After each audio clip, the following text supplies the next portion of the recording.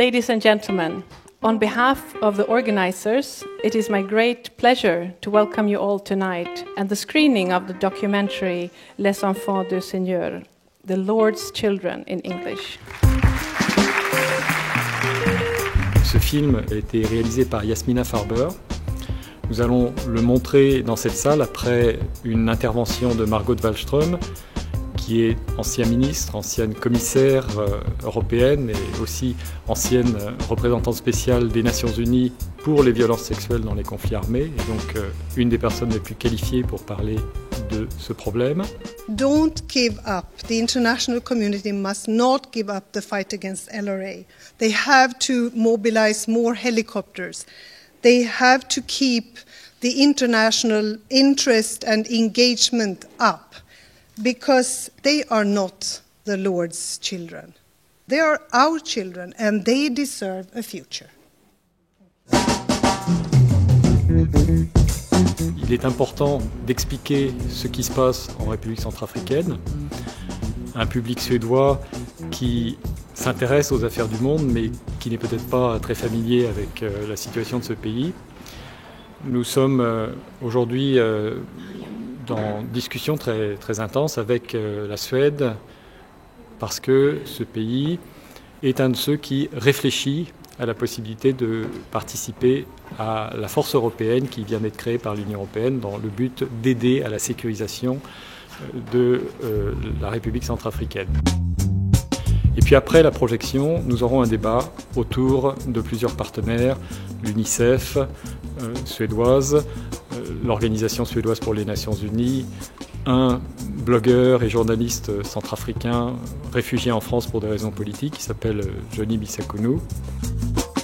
J'espère que cette manifestation ce soir aura un impact. Elle a été précédée d'articles dans la presse, notamment fait dans un grand journal suédois par Johnny Bissakounou, ce journaliste et blogueur centrafricain qui a été aussi interviewé à la télévision, à la radio suédoise. C'était dans la nuit du 8 au 9 décembre. Des éléments de la Seleka ont défoncé notre porte et ils ont assassiné mon petit frère. Men det finns en väg framåt. Först mer militär hjälp från omvärlden, tycker Johnny. Han hoppas att de 500 soldater som EU har beslutat om ska bli många fler. Mais ces troupes sont principalement faites d'enfants, donc il doit y avoir quand même des fois pas des dérapages, mais comment ça se fait qu'ils ne soient pas vus?